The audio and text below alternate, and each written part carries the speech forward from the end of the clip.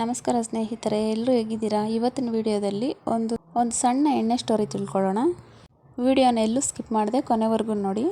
ಈ ಜಗತ್ತಲ್ಲಿ ಮೊದಲು ಸಾರಾಯಿ ಬಟ್ಟಿ ಶುರುವಾಗಿದ್ದು ಒಂದು ಮರದ ಕೆಳಗಡೆ. ಆ ಮರದ ಮೇಲೆ ಯಾವಾಗಲೂ ಒಂದು ಕೋಗಿಲೆ, ಒಂದು ಗಿಣಿಮರಿ ವಾಸ ಮಾಡ್ತಿತ್ತಂತೆ. ಆ ಮರದ ಕೆಳಗಡೆ ರಾತ್ರಿ ಹೊತ್ತು ಸಿಂಹ ಮತ್ತು ಹಂದಿ ಮರಿ ಬಂದು ಮಲಗೋದಂತೆ. ಒಂದು ದಿನ ಆ ಮರಕ್ಕೆ ಸಿಡಿಲು ಬಡಿದು ಅಲ್ಲಿದ್ದ ಬಟ್ಟಿ ಸುಟ್ಟೋಗುತ್ತಂತೆ.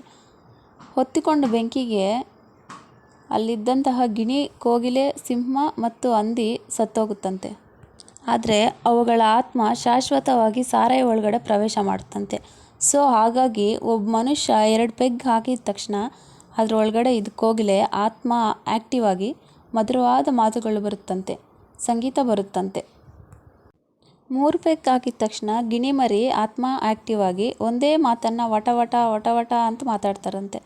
4 ಪೆಗ್ ಹಾಕಿದ ಮೇಲೆ ಸಿಂಹದ ಆತ್ಮ ಆ್ಯಕ್ಟಿವ್ ಆಗಿ ಈ ಏರಿಯಾಗೆ ನಾನೇ ಡಾನ್ ಅನ್ನೋ ಥರ ಓಡಾಡ್ತಾರಂತೆ.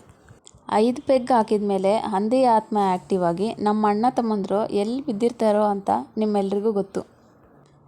ಈ ಕಥೆಯಲ್ಲಿ ಯಾರ್ಯಾರಿಗೆ ಈ ಆತ್ಮಗಳು ಬಂದು ಹೋಗಿರೋದನ್ನು ನೀವು ನೋಡಿದ್ದೀರೋ ಅವ್ರಿಗೆ ಶೇರ್ ಮಾಡಿ. ಮನುಷ್ಯರಾಗಿ ಇದ್ಬಿಡೋಣ, ಎಣ್ಣೆ ಬಿಟ್ಬಿಡಿ ಅಂತ ರಿಕ್ವೆಸ್ಟ್ ಮಾಡೋಣ.